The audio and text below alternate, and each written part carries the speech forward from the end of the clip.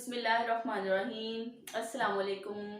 Welcome to the Balish World. Students, today we are going to start our lecture number 2 from chapter number 20, chromosomes and DNA. जी students, last lecture में हमने discuss किया था कि chromosomes जो है वो डीएनए और प्रोटीन से बने हुए हैं.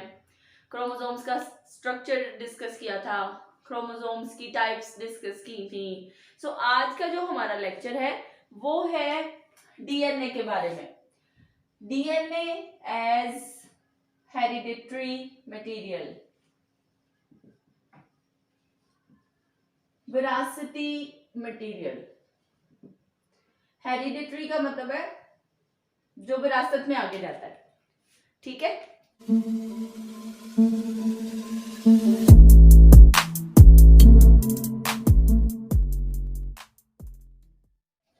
सो मैंने आज बात करनी है कुछ एक्सपेरिमेंट्स की जो कि साइंटिस्ट ने परफॉर्म किए, ये एविडेंस देने के लिए कि डीएनए हेरिडिटरी मटेरियल होता है. वही इंफॉर्मेशन लेके नेक्स्ट जनरेशंस में जाता है. ठीक है. वही सेल का बॉस है, वही एग और स्पर्म के थ्रू या एसेक्सुअल रिप्रोडक्शन के थ्रू अगली जनरेशंस में जाता है और सारी इंफॉर्मेशन आगे लेके जाता है. लेकिन ये पहले से तो नहीं ना पता था कि डीएनए इंफॉर्मेशन लेके जाता है, उसके पास जीन्स होती हैं, उसी से सेल चलता है, सारे काम उसी के ऑर्डर पे होते हैं. तो ये आज ना हम एक एविडेंशियल एक्सपेरिमेंट पढ़ेंगे जिससे हम ये प्रूव करेंगे कि डीएनए जो है ना वो हेरिडिटरी मटेरियल है. सेल की और कोई चीज अगली जनरेशन में इंफॉर्मेशन लेके नहीं जाती, सिर्फ डीएनए इंफॉर्मेशन लेके जाता है. ठीक है. So this experiment was performed by Frederick Griffith, British microbiologist, and perform evidential experiment to prove that DNA is hereditary material. ठीक है. इसने एक एक्सपेरिमेंट परफॉर्म किया और उसके बड़े अनएक्सपेक्टेड रिजल्ट्स आए जो उसने कभी सोचे भी नहीं थे. लेकिन उन्हीं अनएक्सपेक्टेड रिजल्ट से ये प्रूफ हो गया कि डीएनए ही विरासत में होता है. डीएनए ही सारी जीन्स और सारी इंफॉर्मेशन जो है वो नेक्स्ट जनरेशन में लेके जाता है. सो स्टूडेंट्स बड़े ध्यान से और बड़े अच्छे तरीके से इस एक्सपेरिमेंट को समझे. बिल्कुल कोई मुश्किल नहीं होगी. सो मैं जो ना वो एक्सपेरिमेंट का स्टार्ट करने लगी हूँ, आपको बताने लगी हूँ कि एक्सपेरिमेंट हुआ. ये माइक्रोबायोलॉजिस्ट था, इसने बैक्टीरिया के ऊपर एक्सपेरिमेंट किया. माइक्रोबायोलॉजिस्ट वो होते हैं जो माइक्रो ऑर्गेनिजम्स के ऊपर एक्सपेरिमेंट करते हैं. सो बैक्टीरिया है स्ट्रेप्टोकोकस न्यूमोनाई. जी, स्ट्रेप्टोकोकस न्यूमोनाई है. और इसको अब ना हमने जो इसका लेटेस्ट नाम रखा है वो है न्यूमोनोकोकस, शॉर्ट नेम. ठीक है. Pneumonococcus, streptococcus pneumoniae is also named as pneumonococcus bacteria. So ये जो स्ट्रेप्टोकोकस न्यूमोनिया था ना, इसकी दो टाइप्स थी. जब उनकी स्टडी की गई तो पता चला कि उन बैक्टीरिया की जो है ना वो दो डिफरेंट टाइप्स हैं. एक कौन से हैं? विरुलेंट और स्मूथ कॉलोनीज बनाने वाले बैक्टीरिया. इसलिए हमने इसको कहा एस फॉर्म. ये विरुलेंट है और विरुलेंट है मतलब ये पैथोजेनिक है. ये ऑर्गेनिज्म के अंदर डिजीज कॉज करते हैं. स्ट्रेप्टोकोकस न्यूमोनाई जो एक डिजीज है ना, निमोनिया, जिसमें ब्लड पॉइजनिंग हो जाती है. ठीक है. सो इसने जो है ना वो दो टाइप्स को पहले एक्सप्लेन किया. ये हैं जी विरुलेंट, स्मूथ कॉलोनीज बनाने वाले एस फॉर्म बैक्टीरिया. हमने इनको एस फॉर्म इसीलिए कहा है क्योंकि जब हम इन्हें पेट्री डिश में ग्रो करवाते हैं तो ये स्मूथ कॉलोनीज बनाते हैं. ठीक है. जिसमें हर बैक्टीरिया एक दूसरे से वाज़ेह नजर आ रहा होता है. और ये पैथोजेनिक है, ये ब्लड पॉइजनिंग कॉज करते हैं. ये जो बैक्टीरिया हैं स्ट्रेप्टोकोकस न्यूमोनियाई की विरुलेंट फॉर्म पैथोजेनिक है और ये ब्लड पॉइजनिंग कॉज करती है। ठीक है, ये देखें, ये है बैक्टीरिया और ये है इसके ऊपर प्रोटीन कोट, इस तरह से। ये है विरुलेंट और पैथोजेनिक फॉर्म जिसके अंदर ये डीएनए मौजूद है, क्योंकि ये बैक्टीरिया इसलिए इसके डीएनए के ऊपर कोई न्यूक्लियर मटेरियल नहीं होता। और ये जो इसके ऊपर मैंने रेड शो किया है, ये इसका प्रोटीन कोट है, प्रोटीन कोट। और जब हम इन बैक्टीरिया को ग्रो करवाते हैं तो ये स्मूथ कॉलोनीज बनाते हैं, इसलिए हमने इनको नाम दिया है एस फॉर्म का। और जो दूसरे तरह के बैक्टीरिया हैं स्ट्रेप्टोकोकस न्यूमोनियाई की दूसरी टाइप, वो है जी म्यूटेंट। म्यूटेंट है, इससे डिफरेंट है। म्यूटेंट का मतलब होता है चेंज, डिफरेंट। और ये ना नॉन पैथोजेनिक है, ये डिजीज कॉजिंग नहीं है। ये हमें एक्सपेरिमेंट के बाद पता चला कि ये डिजीज कॉजिंग नहीं है। और ये रफ कॉलोनीज बनाते हैं। रफ कॉलोनीज की वजह से हमने इनको नाम दिया है आर फॉर्म का। सो स्ट्रेप्टोकोकस न्यूमोनियाई की ये दूसरी स्ट्रेन है, म्यूटेंट टाइप है। ये म्यूटेंट मतलब जिसमें चेंज आया हुआ है। क्या चेंज आया हुआ है कि इन बैक्टीरिया के ऊपर प्रोटीन कोट नहीं है, इन बैक्टीरिया के ऊपर प्रोटीन कोट नहीं है। ये देखिए, ये मैंने रेड से प्रोटीन कोट शो किया था, यहाँ पे प्रोटीन कोट नहीं है। सो ये जो है ना, ये दो डिफरेंट टाइप्स के स्ट्रेप्टोकोकस न्यूमोनियाई हैं। एक स्मूथ कॉलोनीज बनाता है और एक रफ कॉलोनीज बनाता है, इसलिए इसको हमने एस फॉर्म कहा है और इसको हमने आर फॉर्म कहा है। अब जो एक्सपेरिमेंट परफॉर्म किया गया, फ्रेडरिक ग्रिफिथ ने क्या किया, एक्सपेरिमेंट परफॉर्म किया और उस एक्सपेरिमेंट में इसने ये जो बैक्टीरिया है ना लाइव, जिंदा, और ये कौन से हैं, पैथोजेनिक हैं, डिजीज कॉज करने वाले हैं। इसने ये लाइव पैथोजेनिक विरुलेंट स्ट्रेन ली बैक्टीरिया की, एस फॉर्म बैक्टीरिया, और इसने इन बैक्टीरिया को माइस के अंदर इंसर्ट करवाया। सो माइस जो है वो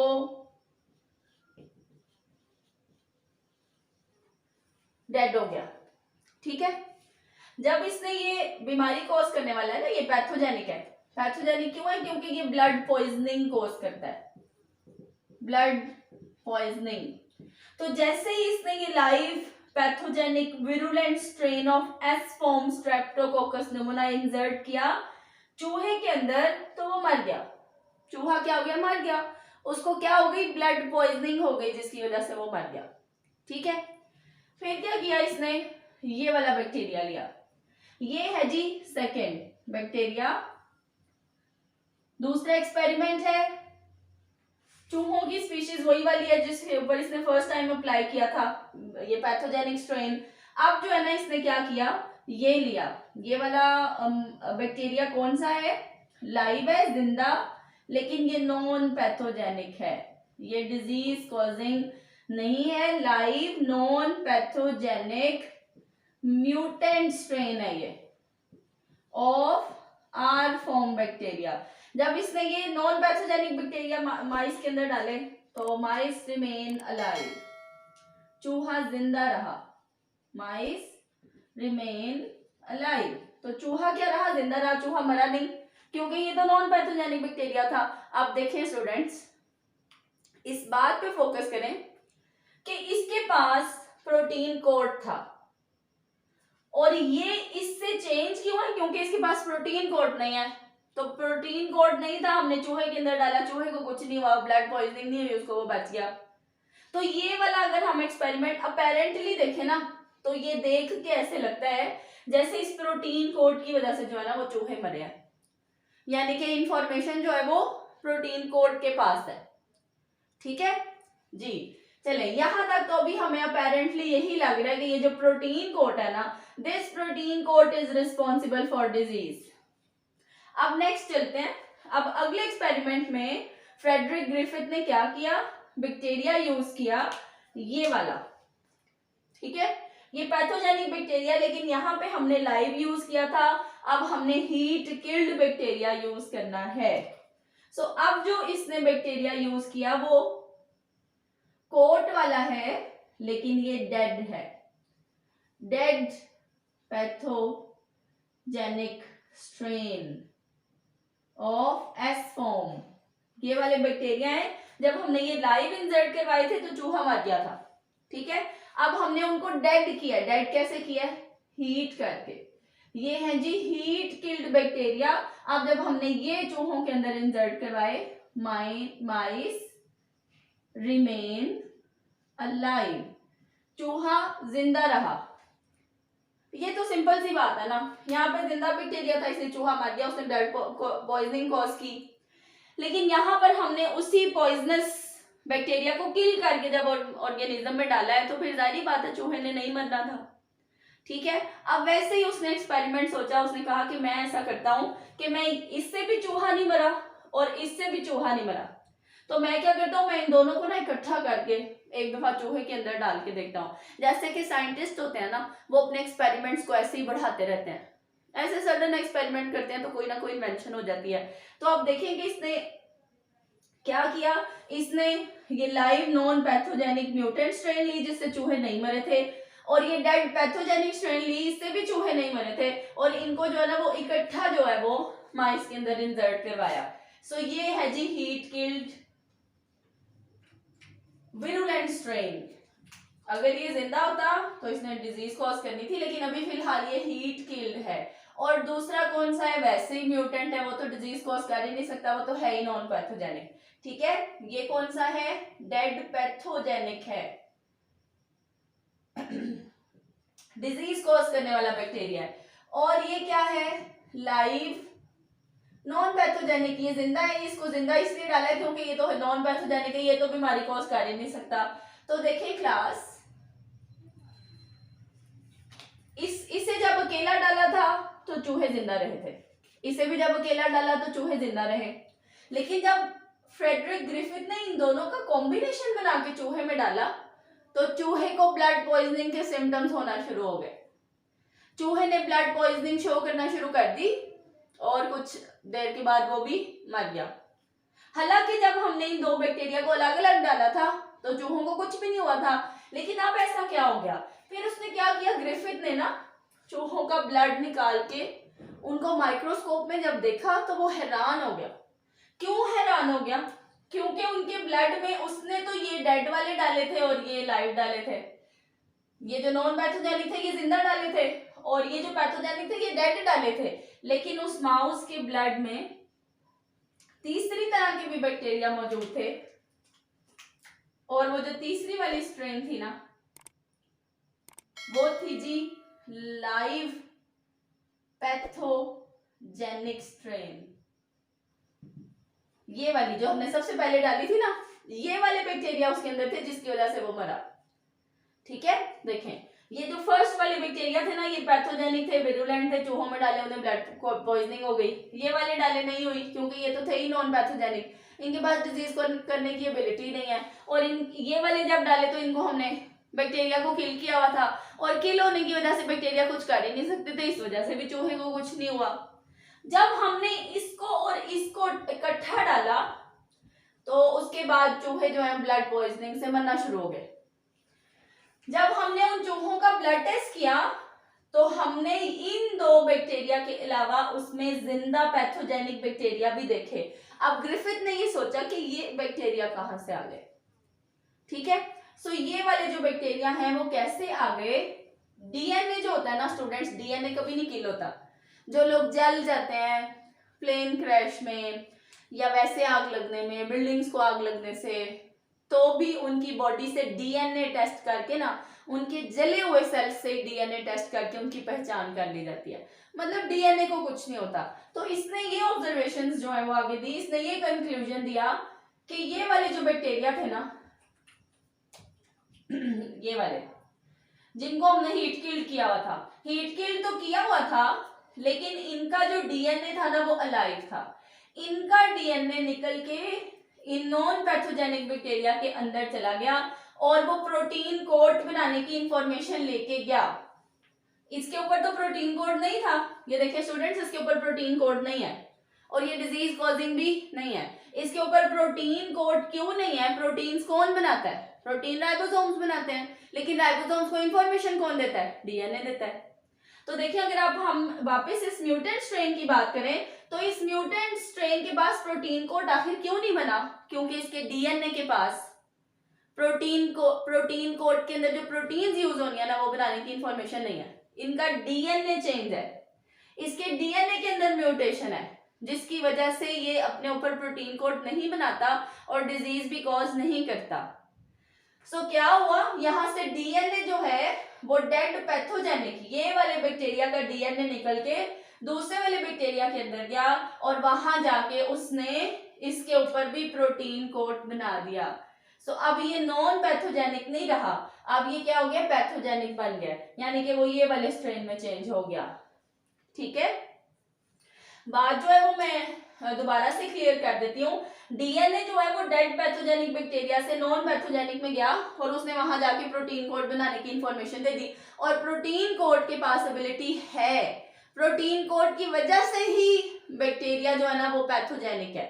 प्रोटीन कोड के पास ये एबिलिटी होती है, उसके स्लाइम कैप्सूल के अंदर प्रोटीन कोड जो है ना उसे आप अभी मैं आपको स्लाइम कैप्सूल बता देती हूँ।